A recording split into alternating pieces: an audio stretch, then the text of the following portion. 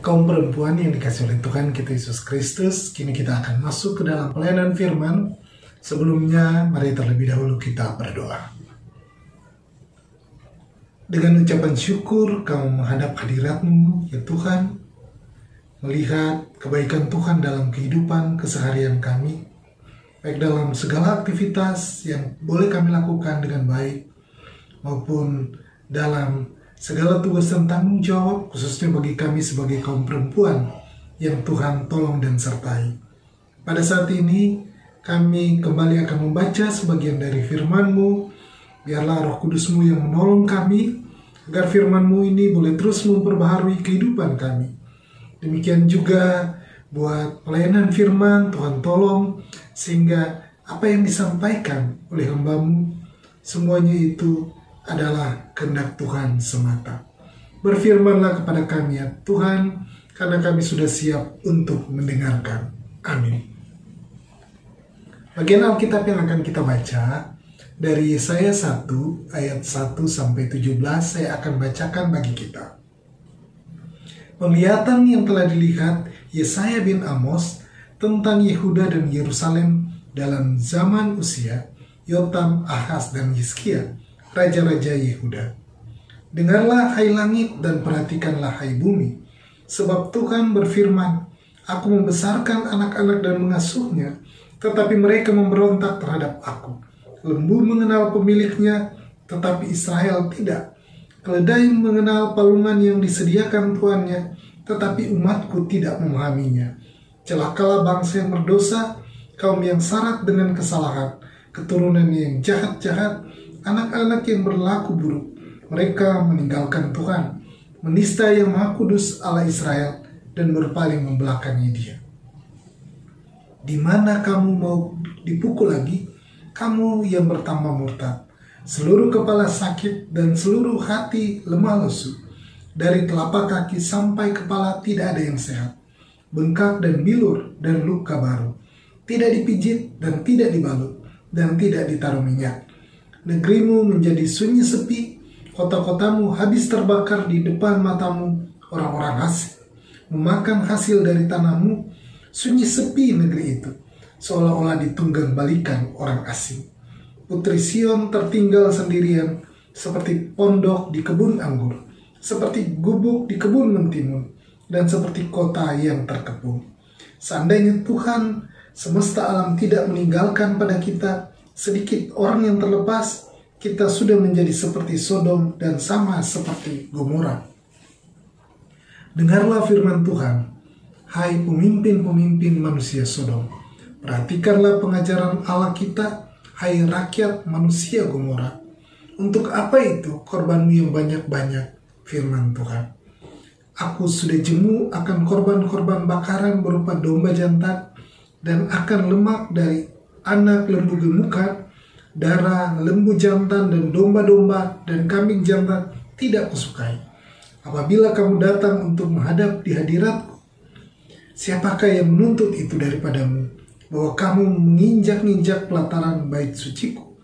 Jangan lagi membawa persembahanmu yang tidak sungguh, sebab baunya adalah kejijikan bagiku. Kalau kamu merayakan bulan baru dan Sabat, atau mengadakan pertemuan-pertemuan, aku tidak tahan melihatnya, karena perayaanmu itu penuh kejahatan. Perayaan-perayaan bulan barumu dan pertemuan-pertemuanmu yang tetap, aku benci melihatnya. Semuanya itu menjadi beban bagiku. Aku telah payah menanggungnya. Apabila kamu menadahkan tanganmu untuk berdoa, aku akan memalingkan mukaku. Bahkan sekalipun kamu berkali-kali berdoa, aku tidak akan mendengarkannya, sebab tanganmu penuh dengan darah. Basuhlah, bersihkanlah dirimu, jauhkanlah perbuatan-perbuatanmu yang jahat dari depan mataku. Berhentilah berbuat jahat, belajarlah berbuat baik, usahakanlah keadilan, kendalikanlah orang kejam, belalah hak anak-anak yatim, perjuangkanlah perkara janda-janda. Demikianlah firman Tuhan. Berbahagialah kita yang memelihara firman Tuhan dalam kehidupan kita setiap hari. Haleluya. Kaum perempuan yang dikasih oleh Tuhan kita Yesus Kristus, Tema kita, Tuhan menentang keadilan. Manusia adalah makhluk sosial, tidak dapat hidup sendiri karena pasti membutuhkan orang lain. Dan kalau kita melihat dalam kehidupan kita setiap hari, di antara sesama kita ada begitu banyak perbedaan, baik perbedaan secara pribadi maupun perbedaan kelompok. Dalam perbedaan-perbedaan inilah kita dituntut untuk bersikap adil. Menurut Kamus Besar Bahasa Indonesia, adil ialah tidak berat sebelah, tidak memihak, berpegang pada kebenaran, tidak sewenang-wenang. Akan tetapi kenyataannya, berbagai bentuk ketidakadilan kita rasakan, kita alami, termasuk juga di tengah-tengah kita. Seperti misalnya ketidakadilan yang bernuansa sara, suku, agama, ras, dan antar golongan. Perlakuan tidak adil terjadi di tengah masyarakat, termasuk juga di lingkungan gereja. Misalnya ketika terjadi kekerasan terhadap perempuan, seringkali korban tidak dianggap, malah cenderung disalahkan. Dan renungan ini mau mengajak umat Tuhan, terutama kaum perempuan, untuk menyadari dan diingatkan terhadap sikap-sikap tidak adil. Sebab Tuhan adalah adil dan menentang ketidakadilan yang terjadi di dalam kehidupan manusia. Nabi Yesaya dalam bagian Alkitab yang kita baca menyerukan penglihatan yang didapat dari Tuhan, yang ingin menyampaikan pesan kepada orang-orang sebangsanya, pesan dari Tuhan. Walaupun dia tahu bangsa Israel adalah bangsa yang seringkali mengeraskan hati dan tidak mau mendengarkan suara Tuhan yang disampaikan oleh para nabi. Yesaya mengatakan bahwa Tuhan mengasihi umatnya, namun umatnya sering memberontak. Gambaran kasih Tuhan seperti kasih seorang ibu kepada anak-anaknya, membesarkan, mengasuh mereka, tapi mereka memberontak. Di ayat 2, kemudian mereka sering dipukuli sebagai bentuk hukuman dan peringatan agar mau menerima didikan Tuhan. Ayat 5 dan 6, bahkan negeri Yerusalem telah dijarah oleh bangsa asing dan menjadi sepi, namun Tuhan masih sayang sehingga mereka tidak dihanguskan seperti Sodom dan Gomora. Ayat 7 dan sampai ayat 9. Bagi kaum perempuan, kasih Allah seperti seorang ibu terhadap anaknya merupakan hal yang dikenal. Ya. Anak yang kita kasihi, bagaimana perasaan kita? Pasti kita akan kecewa ketika anak yang kita rawat dengan baik, kita kasih, kemudian memberontak. Demikian juga kita dapat membayangkan bagaimana Tuhan kecewa dan sedih bila perbuatan anak-anaknya jauh dari yang diharapkan Tuhan. Kesalahan Israel adalah melupakan Tuhan. Ayat 3. Bahkan mereka dibandingkan dengan lembu dan keledai yang lebih tahu arah pulang. Selain itu mereka melakukan kejahatan yang dilakukan secara turun-temurun.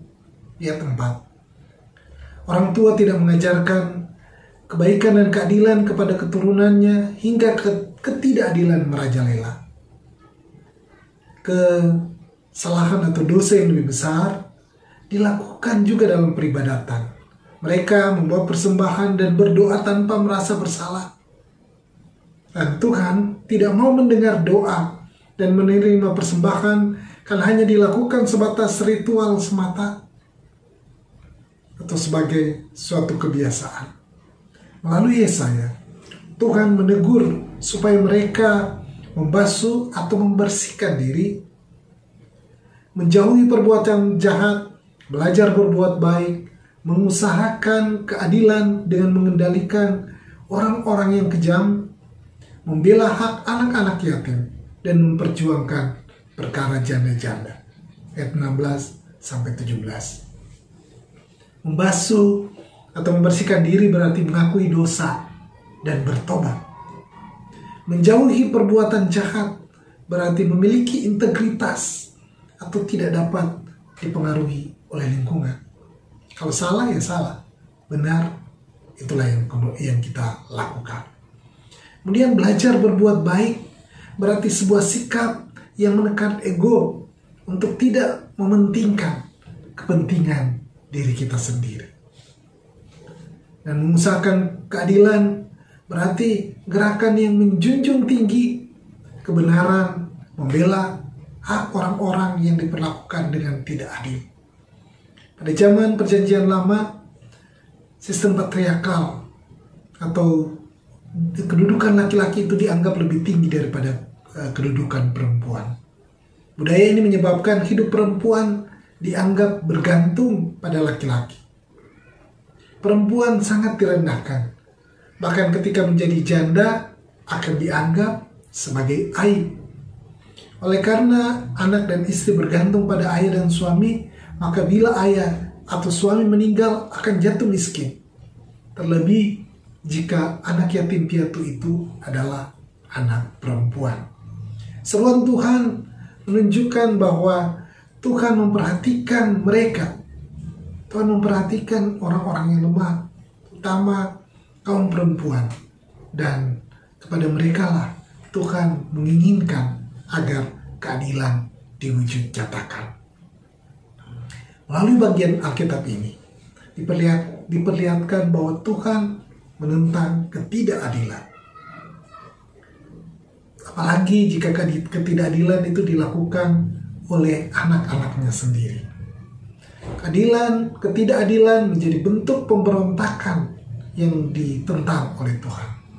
Oleh sebab itu, kaum perempuan GKP perlu ambil bagian dalam melakukan kehendak Tuhan dengan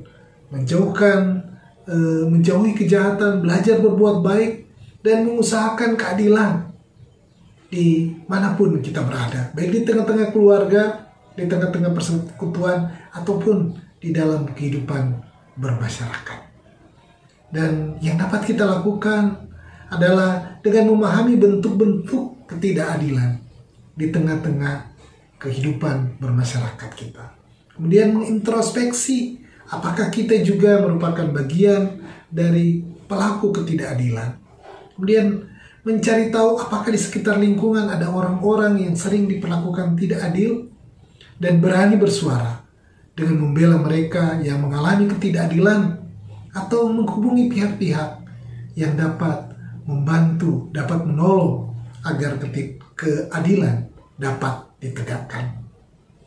Kaum perempuan yang dikasihi oleh Tuhan kita Yesus Kristus, di Indonesia perjuangan untuk memperlakukan keadilan khususnya terhadap kaum perempuan harus terus-menerus diusahakan. Saat ini sudah ada usaha-usaha melalui rancangan Undang-Undang Penghapusan Kekerasan Seksual atau RUU PKS yang lebih adil dan melindungi kaum perempuan. Walaupun ini perlu terus didorong karena RUU PKS ini saat ini belum masuk prolegnas prioritas di DPR. Dan dengan dorongan dari semua pihak, kita berharap agar RUU PKS ini masuk prolegnas prioritas di DPR hingga segera dibahas dan bisa menjadi undang-undang serta diberlakukan. Perlu dukungan semua pihak untuk mewujudkannya, baik negara, masyarakat, dan gereja. Dan ini merupakan perwujudan keadilan dan menghadirkan kasih Tuhan di bumi. Ada dua pertanyaan pendalaman bagi kita. Yang pertama, bentuk ketidakadilan seperti apa yang pernah kaum perempuan temui di lingkungan sekitar atau bahkan sedang dialami saat ini? Dan yang kedua, sikap atau komitmen apa yang kaum perempuan lakukan sebagai pribadi dan Komisi Perempuan di Jemaat sebagai upaya mewujudkan keadilan di lingkungan gereja, keluarga, dan masyarakat? Selamat merenungkan dan men-sharingkan perenungan kita. Tuhan memberkati.